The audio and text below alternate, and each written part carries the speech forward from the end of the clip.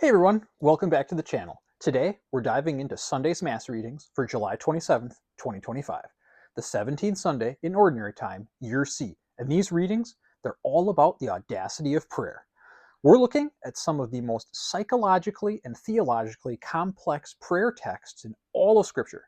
We have Abraham literally bargaining with God like he's at some kind of Middle Eastern marketplace, Luke's version of Our Father that's shorter and significantly more urgent than Matthew's, and Jesus telling us to be as persistent as someone banging on a door at midnight.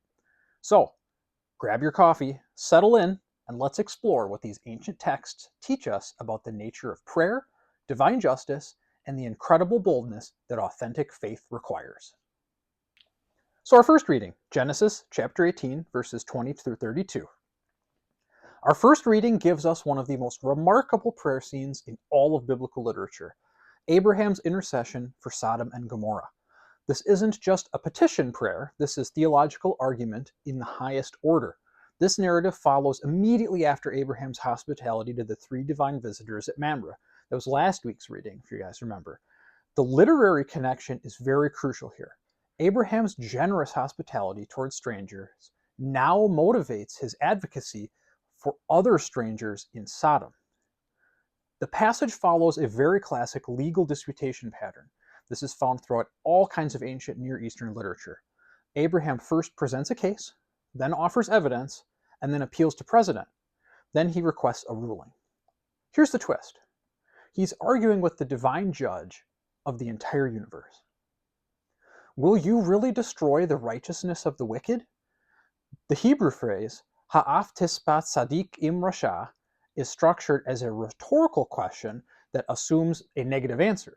So Abraham isn't just asking, he's actually making an assertion about divine character disguised as a question. Abraham's argument hinges on the Hebrew concept of tzedek, righteousness or justice. When he says, "Far be it from you to do such a thing," he's using the phrase chalayla laka, meaning profanity to you, or may it be profane to you. Abraham isn't suggesting that destroying the innocent would be inconsistent with God's essential nature. So, Abraham starts with 50 righteous people and works down to 10. This isn't random. 50 actually represents a substantial community. It's enough for civil governance in ancient Near Eastern cities. 10 represented a minyan. That's the minimum for Jewish liturgical community. So Abraham stops at 10 because that's the smallest number that constitutes a viable religious community. Notice what Abraham doesn't ask for, though. He doesn't request that God save only the righteous. He asks God to spare the entire city for the sake of the righteous minority. So this introduces the concept of corporate salvation, the idea that the presence of the righteous can benefit the entire community. Comparative texts from Mari and Babylon show that divine human bargaining was very common in ancient religious literature. But Genesis chapter 18 is unique because Abraham appeals to divine character rather than offering a sacrifice or a promise. He's arguing theology, he isn't making deals. Our responsorial psalm for this week is 138. It's the response of trust. So Psalm 138 serves as kind of the perfect response to Abraham's bold intercession. Lord, on the day I called for help, you answered me. Now, this is precisely what Abraham experienced in his dialogue with God. The psalm follows a pretty classic thanksgiving structure.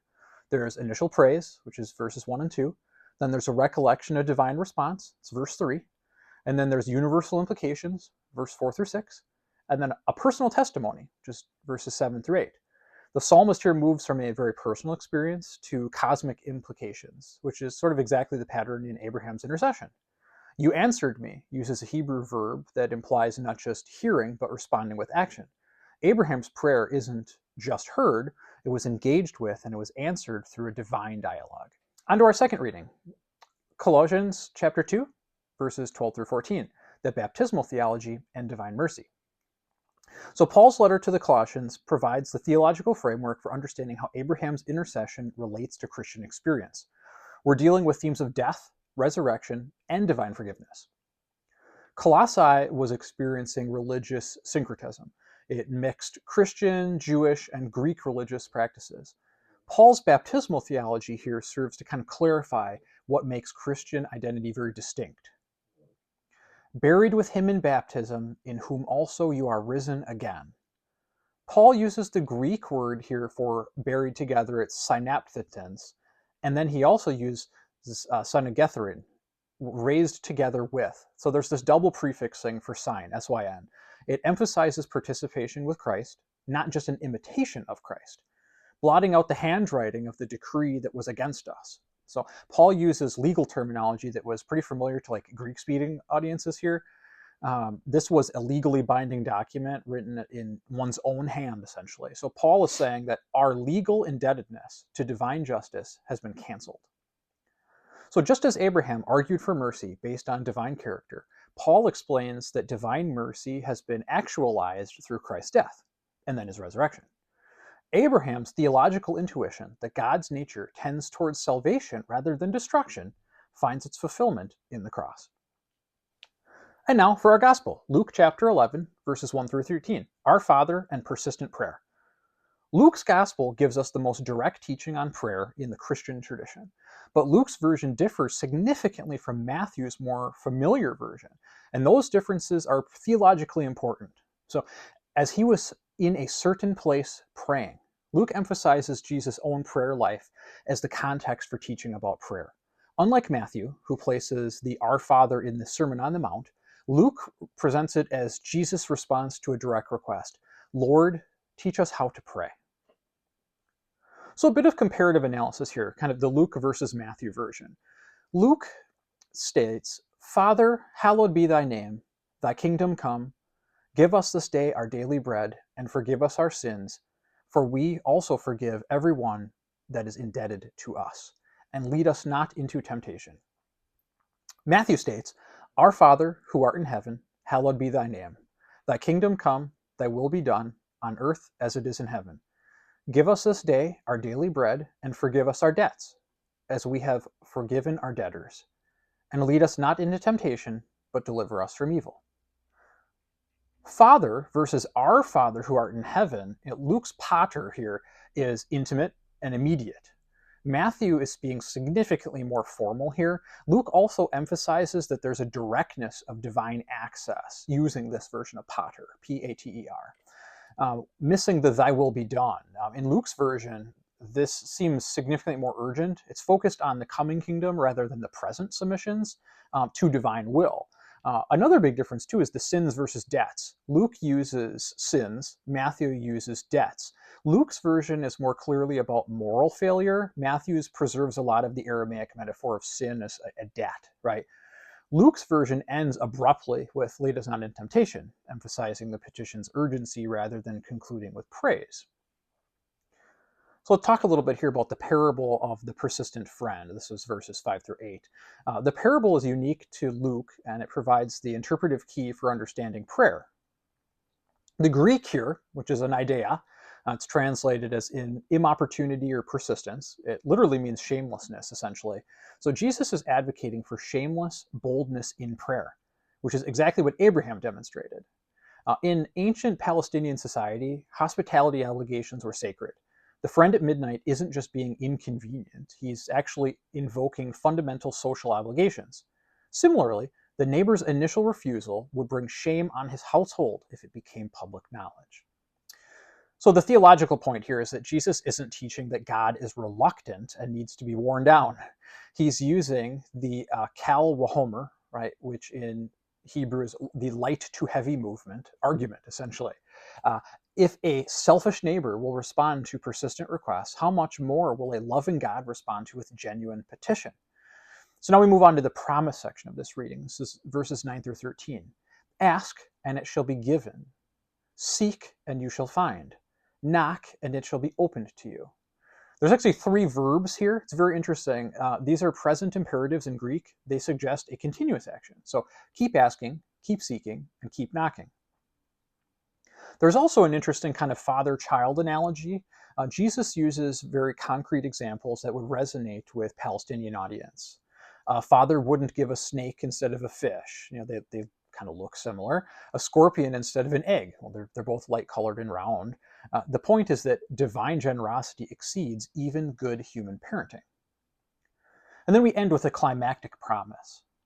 how much more will your Father from heaven give the good Spirit to them that ask him? No, Luke says good spirit, where Matthew says good things.